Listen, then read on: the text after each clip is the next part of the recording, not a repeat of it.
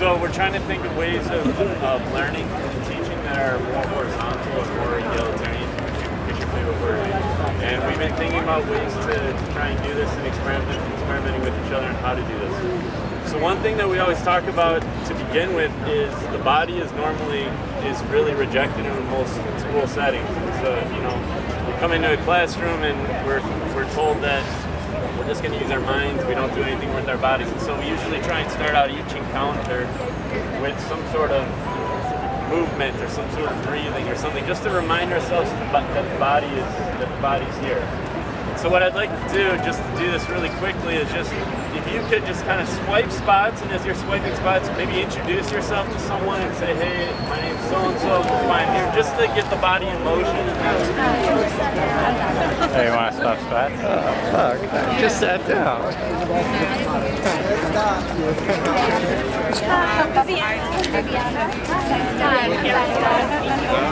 No, I didn't want the camera, but he wanted to sit down. I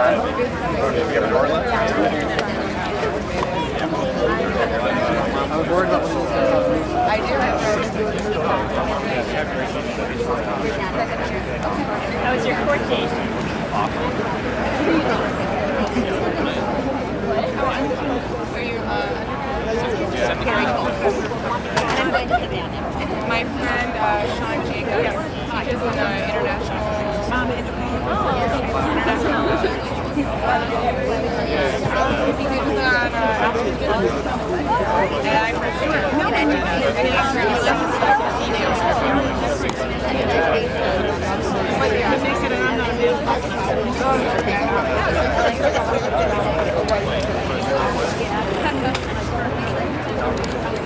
I don't know. I can't remember his stripes. I'm going to look out for it. That's what. Right. So, again, that was just we talked about how, you know, we want to be cognizant of the fact, it's kind of an ironic statement, that our bodies are in the classrooms, that our bodies are in schools, and not just our minds. And so, just a reminder. So then, at these encounters, we also try and work with what we're calling a text. And a text doesn't have to be the written word. It can be anything that demands multiple interpretations or questions.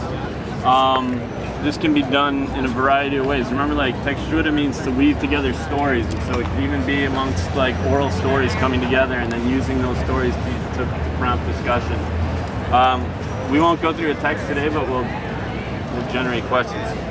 The third thing we try and do is, okay, so one way maybe not to give the teacher so much power in class is to allow like student questions to lead the inquiry. And so what we try and do then is try and talk about what are some of the questions that we want to discuss as a group. And then it becomes a matter of those questions leading into what we call like polylogue, not just dialogue like one-on-one, but more like open. So like it's open to more people. It's kind of an invented word. I don't know what y'all think about it, but so then that would be where we go, and then after that we'll check out. But I was kind of curious. We have a group of people here that are, I guess, interested in teaching and learning. So maybe what we can do is to provoke the discussion that we'll have, we just start listing questions that people might have. Does that sound good? So no statements, just questions. Yeah, and this is the hard thing. So for whatever reason, people like to give declarative statements instead of asking questions. So really, let's try and focus on questions. And what we'll do is we'll get as many questions as possible onto this board. If someone else has better handwriting, that'd be really nice. And then after that, we'll, as a group, we'll try and decide on what question we want to start to discuss. Okay? I could write for a little. Oh yeah, that'd be really nice. Should I go there? Yeah, that'd be great. So, I have a question. So again, we're just in like the stage of questioning. And one thing too that's really interesting is that we talk a lot about letting the question happen.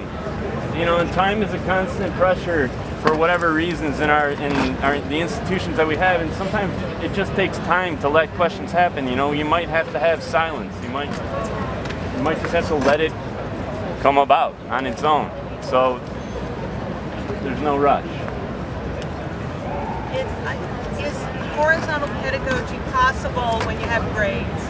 When you have a teacher or a professor giving students grades?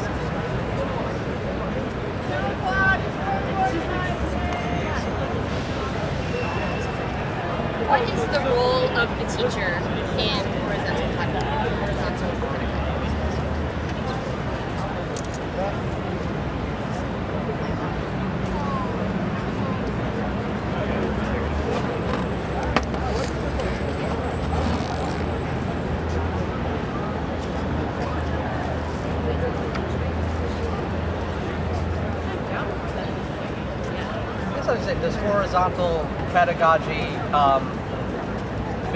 make lectures completely irrelevant, or is there still a place for them? How can teachers incorporate this into more standard classrooms with certain learning requirements?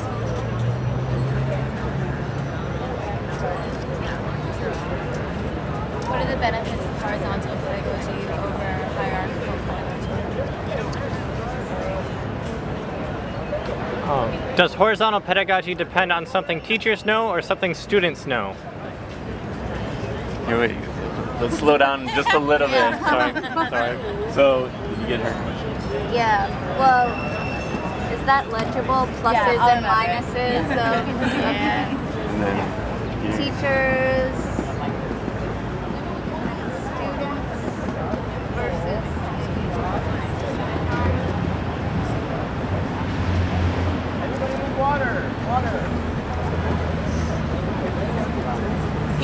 In a classroom, how can in a traditional classroom a teacher make the transition from the expectations of the students to critical pedagogy, or what do we call it, horizontal pedagogy? What transitional steps can be taken?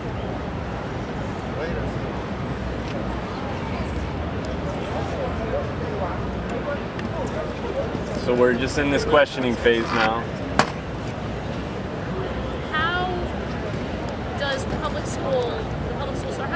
do school systems in general support or prevent the aims of horizontal pedagogy? Not a lot of space, but I could, lead them out of schools.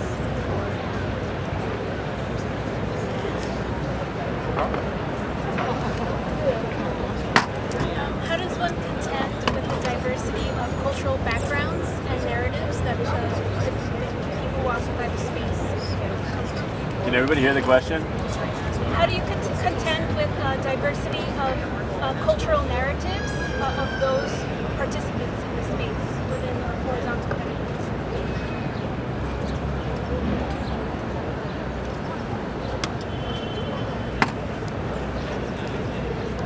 How can horizontal pedagogy scale?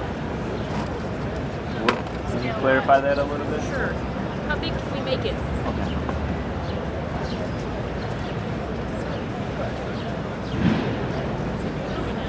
How are we doing on space? Not a lot of space. Okay, so we'll let the space decide when we'll stop with the questions. I think we have like one more little Yeah. teeny little square there. I just want to understand what you were saying about how to make space for it in traditional classrooms, but I want to also talk about in sort of increasingly corporatized or surveilled public institutions where you have to submit your syllabi. So how do you to expand on that, or take a final exam, right? So how do you create that space for those institutions? Oh, okay. I forgot one thing. One other thing we talk about too. We try and leave symbolic, like we try and leave an open space in every encounter, just because we leave like a vacant chair, meaning that at any time anyone that wanders about can maybe fill it. It's a gesture of hospitality. So I don't know if we can maintain that symbolism. It'd be nice, but so yeah, it's more of a gesture than anything of just like whoever wanders around and wants to have the conversation can join in. So, We're good on space you want to read here. the questions? Sure. All right, Victoria. All right, guys, so these are the questions we have so far. How do schools support or not horizontal pedagogy?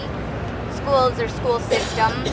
How do you contend with cultural narratives in the context of horizontal pedagogy?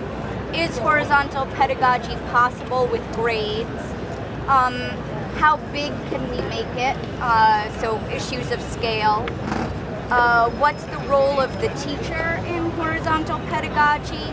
How does, I'm going HP now, how does HP make, how does make lectures irrelevant, or is there a place for lecture? How can teachers incorporate HP into standard classrooms and then as an extension into corporate and surveilled public institutions? What are the pluses and minuses of horizontal pedagogy? How does HP draw on the knowledge of teachers versus students? And how can, kind of related to this earlier question, how can teachers transition from like a traditional classroom to using HP, and particularly with the expectations of students in a traditional classroom, right? Okay, so we have all these questions out there. And now what we want to do is someone's just going to pick one to start discussing.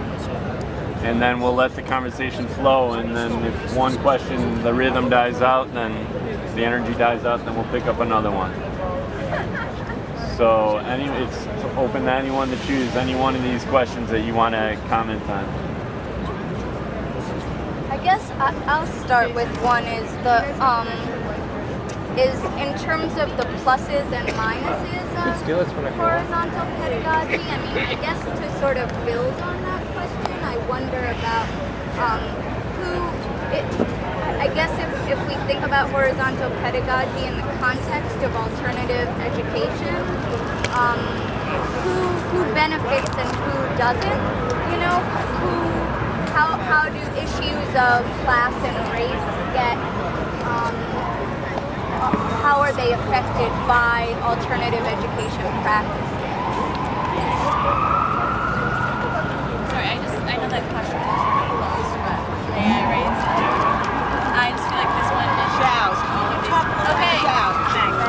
I just wanted to ask one last question that I feel like is inevitably linked to all of these questions, which is horizontal pedagogy possible outside of the theoretical realm? Like in practice, is this even a possibility? We're going to be asking all these questions. I feel like we need to first ask that question. Or maybe also how are we defining? But how are we defining horizontal pedagogy? I second There's that. some beginning questions maybe need to be asked. Someone want to make any comments? I taught public high school for 27 years with the model that came from Prairie, which was critical pedagogy. I'm not sure exactly how the two relate. I think the issue of the grades is a critical issue because it keeps the power of the teacher over the future of the learner in place.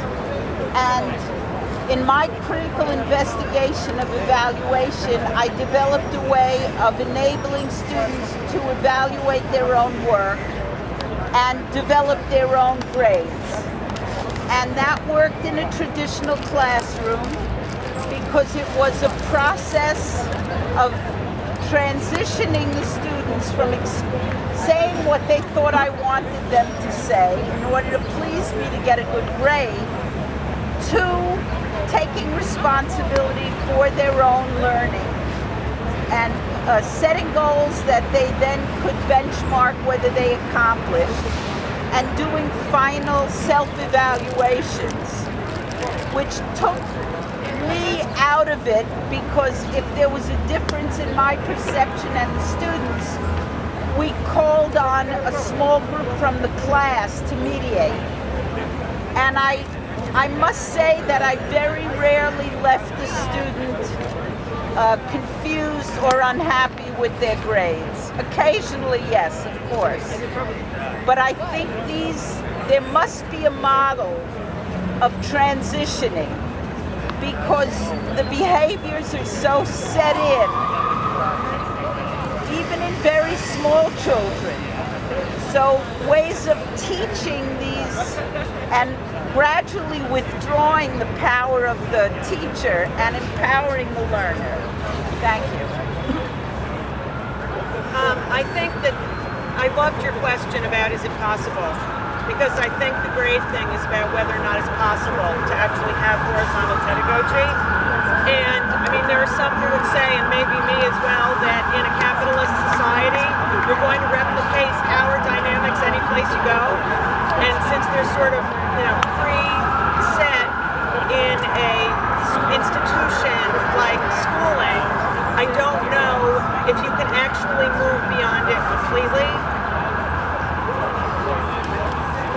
Are we defining horizontal pedagogy as kind of eradicating the relationship of I have knowledge and I'm giving you knowledge?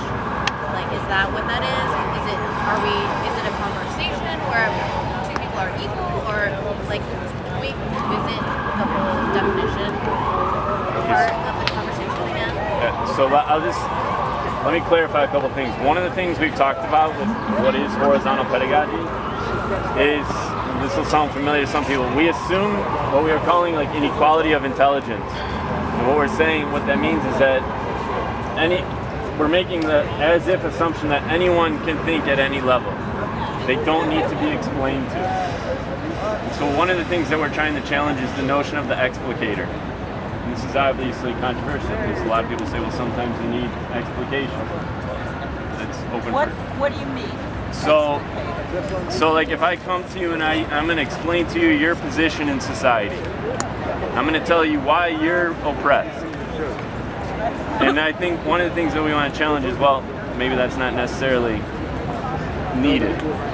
Or I'm going to explain to you on a more basic level, I'm going to explain to you how the Civil War unfolded. What if we said, well, maybe people don't need explication? So there's a bunch of questions here. How do you negotiate and say, I teach English, but say in a calculus class, how do you negotiate teaching students how to integrate a formula? Or even, even explaining to a student what a complete sentence is, how do you navigate, explaining something a student really doesn't know and not taking power over the student's knowledge.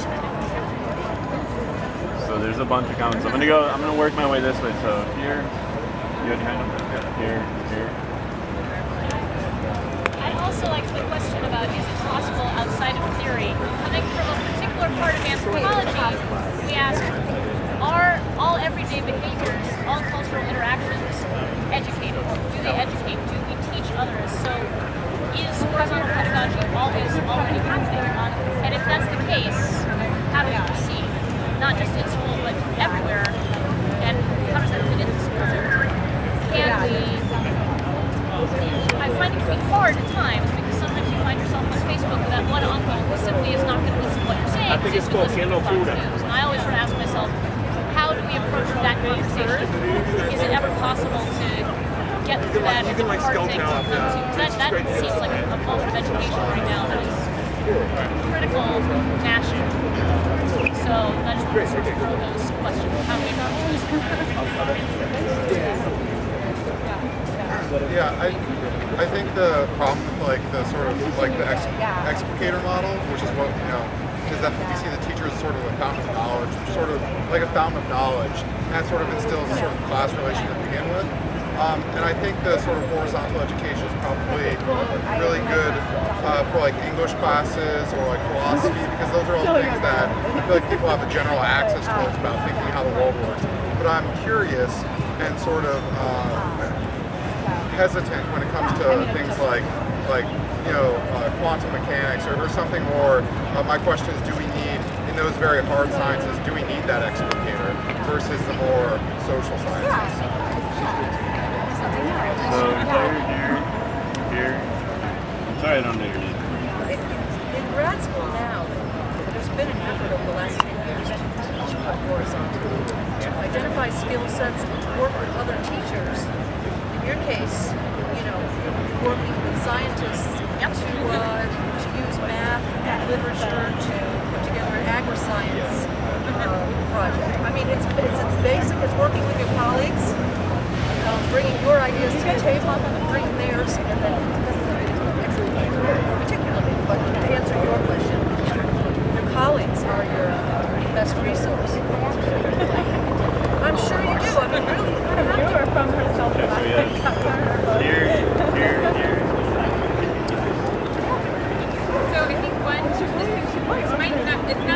catch-all way to, sure, it's not a catch-all way to distinguish horizontal pedagogy from hierarchical pedagogy or explanatory pedagogy, but the idea with horizontal pedagogy is that the teacher, whoever is there, presents rather than explicates, so presents the students with something that both can share in some way. So the model for this, I'm assuming, I don't know what other model, there's a historical example of this stuff where a teacher named Jacques in France handed his Flemish students, he was French, he didn't know Flemish, they didn't know French, so he's speaking to them through a translator, handed them a book that had French on one side and Flemish on the other, and told them to translate, read the whole thing. And by the end, I know this sounds ridiculous, but they had learned French, right? So he had, without even speaking to them, he handed them this book that they both had they all had in their hands, and then they were able to, at the end of this, know something about French and write about it. He didn't learn Flemish, so this is this is the idea of the ignorant schoolmaster.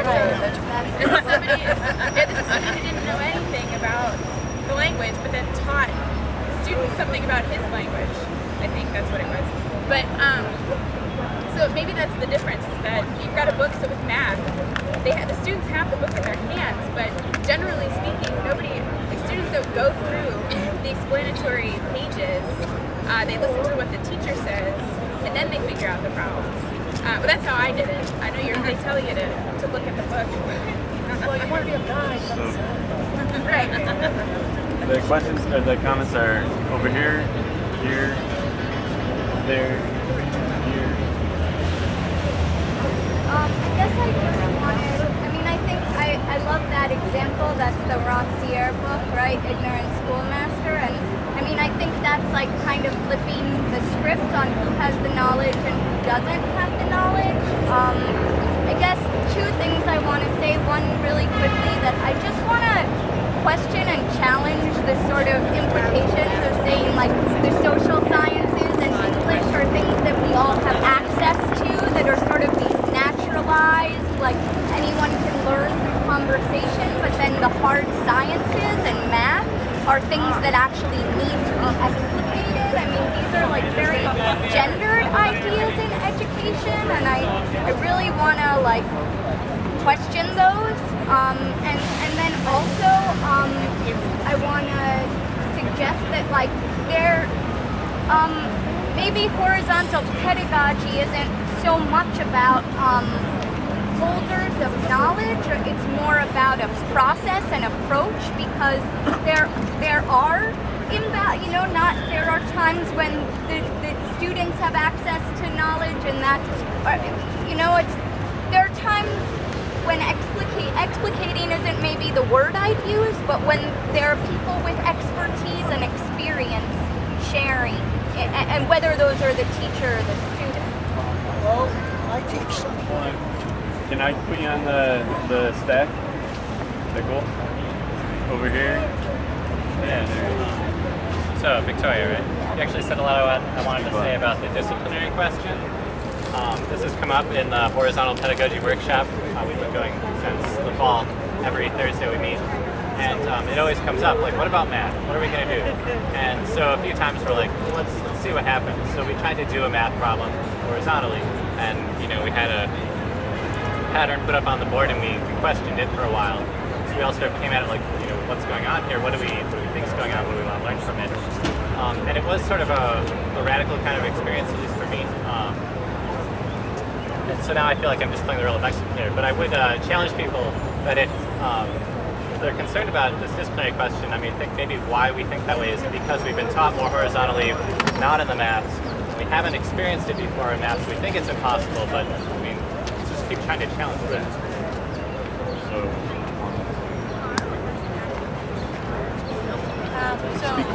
Okay.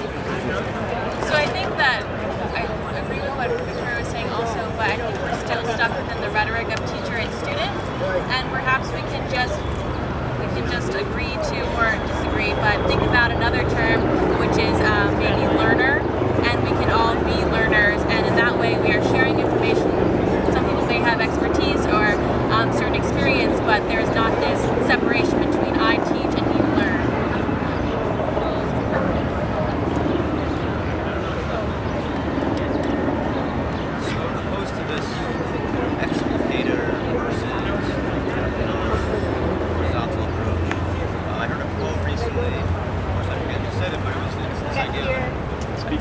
that could first be kind of a node of connection, right? So you might know a little bit better where to get the information. Presumably now the information is out there. Information distinct from knowledge, but you know, you could go and find a journal article, get the book at the library, look it up online. The information is available. What the teacher could do is maybe point to maybe the different structures. So one school of thought versus another.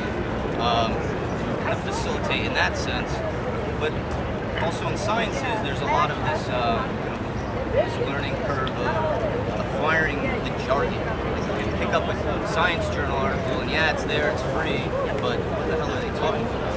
Tons of jargon.